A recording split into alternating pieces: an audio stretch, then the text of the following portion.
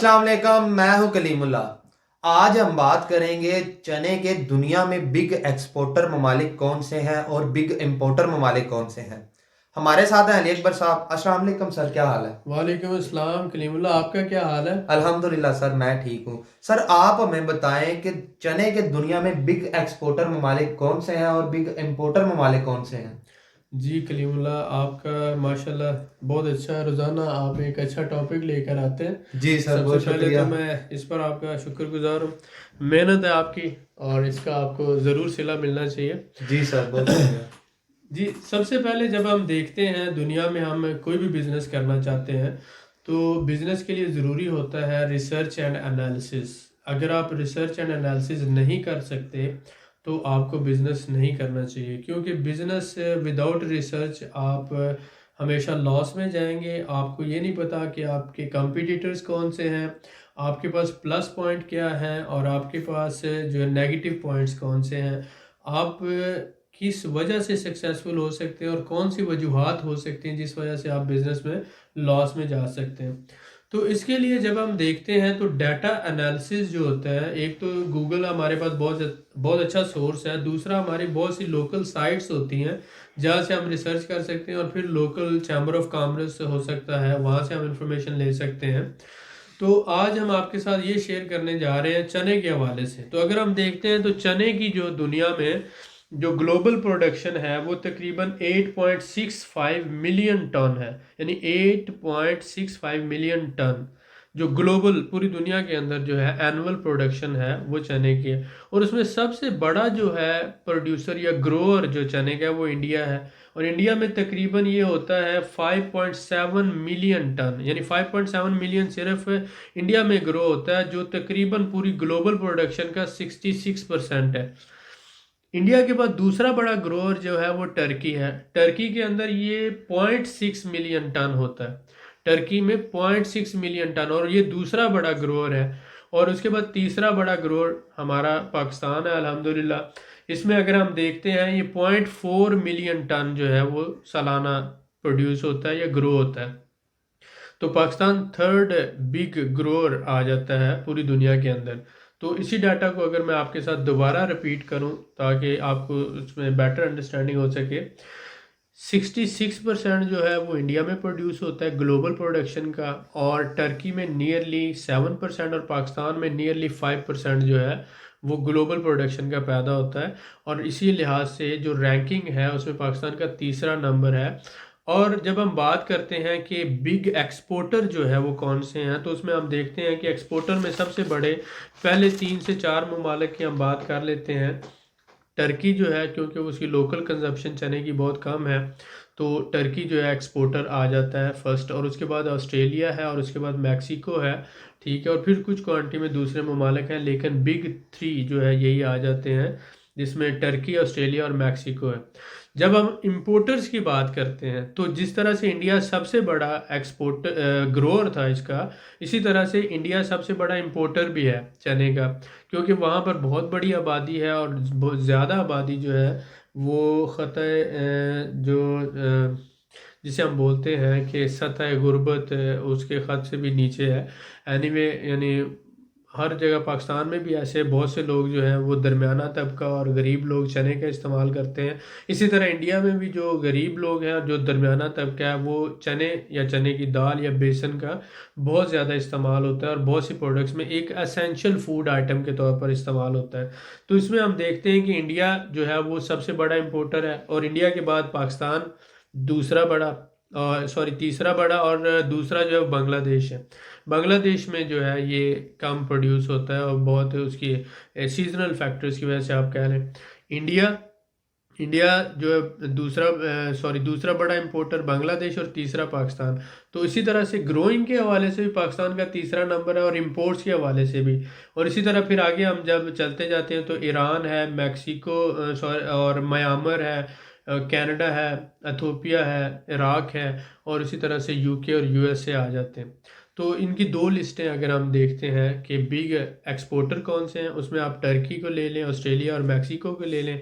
Big importers में अगर हम देखते हैं, इंडिया है, उसके बाद बांग्लादेश है, पाकिस्तान है, नीचे की तरफ आते जाएं तो ईरान है, और ऑनवर्ड जो है इथोपिया, इराक और यूके, यूएसए वगैरह ये भी इंपोर्ट करते हैं, क्योंकि यहाँ पर इंडियन और पाकिस्तानी कम्युनिटी काफ़ी तादाद में है।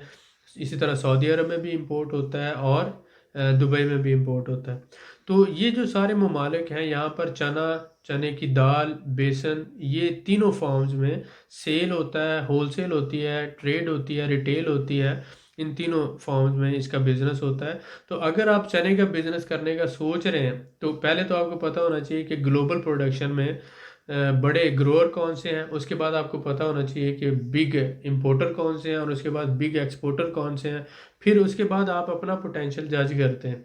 तो जब हम देखते हैं, अगर हमारा ताल्लुक पंजाब से है, तो पंजाब में भक्कर का इलाका जो है वो सबसे अहम है। वहाँ पर सबसे ज़्यादा प्रोडक्शन होती है। सिर्फ पंजाब में तकरीबन 80% जो है पूरे मुल्क का जो चना वो पैदा होता है पंजाब के अंदर, 80%। और उसके बाद अगर हम बात करते हैं सिंध की, नियरली 10% वहाँ पर आ जाता है। केपी के और बलूचिस्तान दोनों में 5-5%। तो सबसे बड़ा जो ग्रोअर है पाकिस्तान में वो पंजाब का इलाका है। पंजाब में भी बक्कर है, और उसके बाद जो है नूरपुर थल है, और इसी तरह से खुशाब, ये इलाके जो है वो ग्रोइंग के लिहाज से बड़े अहम हैं, और यहाँ पर जो काफ़ी तादाद में ग्रो होता है। जी सर, बिल्कुल ठीक है सर। मैं आपसे जानना चाहूँगा कि अगर कोई हमारा पाकिस्तानी भाई या कोई भाई इंडिया से चने की एक्सपोर्ट करना चाहता है, तो जी उसके लिए नई मार्केट्स कौन सी हैं? जी, नई मार्केट्स में अगर आप देखते हैं कि सऊदी अरब है, दुबई है, और उसके साथ साथ अभी जो है ये रशिया और अज़रबैजान, और इसी तरह से आप देख रहे हैं तुर्की जो आ जाता है। जी तुर्की सर। एक तो बड़ा एक्सपोर्टर है, उसके साथ से कुछ किस्में जो है, मसलन टर्की में सिर्फ वाइट चना होता है, ब्लैक चना नहीं होता। और दूसरी बात ये, टर्की का जो वाइट चना है वो एक्सपेंसिव है, तो जी एज़ सर। कम्पेयर टू पाकिस्तान का जो ब्लैक चना है वो सस्ता है। तो बेसन जो होता है वो वहाँ पर आजकल जो है ना वो एक्सपोर्ट हो रहा है जी टर्की सर। के अंदर। और इसी तरह से जो क्वालिटी के पैरामीटर्स आ जाते हैं उसमें देखा है तो रशिया एक नई मार्केट है। रशिया के साथ साथ आज़रबाईजान एक नई मार्केट है, सऊदी अरेबिया और दुबई है। जी इन सर। इन ममालिक में जो है चना, और इसके साथ साथ मलेशिया की जो मार्केट है जी यहाँ पर, सर। क्योंकि मलेशिया में बहुत ज़्यादा पाकिस्तानी इंडियन कम्युनिटी है, वहाँ पर भी इसका बहुत ज़्यादा इस्तेमाल होता है। बिल्कुल ठीक है सर, बहुत शुक्रिया सर। मैं आपसे जानना चाहूँगा कि जैसा कि आपने नई मार्केट्स के बारे में हमें बताया, अगर कोई हमारा भाई वहाँ पे एक्सपोर्ट करना चाहे चने की, तो वो बाहर कैसे ढूंढ सकता है? जी, बाय ढूंढने का प्रोसेस, जैसे मैंने बताया कि अगर हम देखते हैं कि हर मुल्क में एक एम्बेसी है, पाकिस्तान की एम्बेसी है, जी और सर। हर एम्बेसी के अंदर एक कमर्शियल काउंसलर होता है। आप वो एम्बेसी का एड्रेस जो गूगल से लेकर उससे रब्ता कर सकते हैं। वो कमर्शियल काउंसलर आपको डायरेक्ट भी इंफॉर्मेशन दे देता है इस मुल्क में इस कमोडिटी का कितना बिजनेस हो रहा है, जी सर। और इसके इम्पोर्टर्स कौन से हैं और होलसेलर कौन से हैं, उनके पास डाटा होता है। और उसके साथ साथ जो चैम्बर ऑफ कॉमर्स है उसके पास भी ये डाटा होता है, उसका रिसर्च डिपार्टमेंट, आप उनसे रब्ता कर सकते हैं। जी सर। साथ ही साथ गूगल पर भी आप चेक कर सकते हैं, मुख्तलिफ ट्रेड वेबसाइट्स हैं जैसे अली बाबा और दूसरी साइट्स हैं। जी सर, बिल्कुल इसके ठीक है। साथ साथ अगर कोई बंदा मसलन सपोज करें काम करना चाहता है रशिया में, टर्की में, आज़रबाईजान में और यूक्रेन में, इन चार ममालिक में हमारा एक बाइंग हाउस है। जी इसी सर। तरह की थर्ड पार्टी होती है। बाइंग हाउस क्या होता है कि एक इंपोर्ट एक्सपोर्ट कंपनी है। हम भी फूड बिजनेस और टेक्सटाइल बिजनेस कर रहे हैं, जैसे हम मतलब जिसमें बासमती चावल है, रेड चिली है, हल्दी है, और ये बेसन आ जाता है या चने आ जाते हैं ये। और इसके साथ साथ टेक्सटाइल में हम बेड शीट, टॉवल और जीन्स इनका काम कर रहे हैं। जी सर, बिल्कुल ठीक तो है। कोई बंदा हमारे साथ काम करना चाहता है तो यहाँ पर जो बिजनेस हो रहा है टर्की में, रशिया में, यूक्रेन और अज़रबैजान में, बहुत से लोग सेल बेसिस पे काम कर रहे हैं। यानी सप्लाई आपकी होगी, सेल नेटवर्क सारा हमारा है जिसमें वेयर हाउस है, जनरल ट्रेडिंग लाइसेंस है, पूरी टीम है। तो ये सेल नेटवर्क हमारा होगा, प्रोडक्ट आपकी होगी, हम उसको सेल करेंगे, और जो मुनाफा होगा वो 50-50 हो जाएगा। जी सर, बिल्कुल ऐसा ही। इसके साथ दूसरी सर्विस ये है कि अगर आपको यहाँ से कोई ऑर्डर मिलता है और आप उसका सैंपल अप्रूवल करवाना चाहते हैं, प्री शिपमेंट इंस्पेक्शन करवाना चाहते हैं, और साथ ही साथ आप पेमेंट गारंटी चाहते हैं, तो ये सर्विसेज भी हम देते हैं। ये इन जी चार सर। ममालिक में हम दे रहे हैं। और अगर इन चार ममालिक में आप अपना बिजनेस सेटअप बनाना चाहते हैं, मतलब आप अपनी कंपनी रजिस्टर्ड करवाना चाहते हैं, ऑफिस बनाना चाहते हैं, और साथ ही साथ आप अपना कोई रेजिडेंस के मामलात हैं, तो हम आपका A to Z सारा प्रोसेस करते हैं। हमारे पैनल पे लॉयर्स मौजूद हैं, इमिग्रेशन कंसल्टेंट मौजूद हैं। हम ये सारा काम करते हैं और आपको ये सर्विसेज प्रोवाइड करते हैं। जी सर, बिल्कुल तो ठीक है। तीनों किस्म की सर्विसेज हम प्रोवाइड करते हैं। लाहौर में विनेज बाइंग हाउस के नाम से हमारा लाहौर मॉडल टाउन में ऑफिस है। तो इसमें हम, अगर आप हमारे साथ पार्टनरशिप पे काम करना चाहते हैं तो सेल बेसिस पे हम आपके साथ पार्टनरशिप पे भी काम कर सकते हैं। साथ ही साथ अगर आप अपना कोई ऑर्डर प्रोसेस करवाना चाहते हैं, आपका टेक्सटाइल रिलेटेड ऑर्डर है, फूड फूड आइटम से रिलेटेड ऑर्डर है, तो हम वो ऑर्डर प्रोसेस करवाने में आपको हेल्प करेंगे।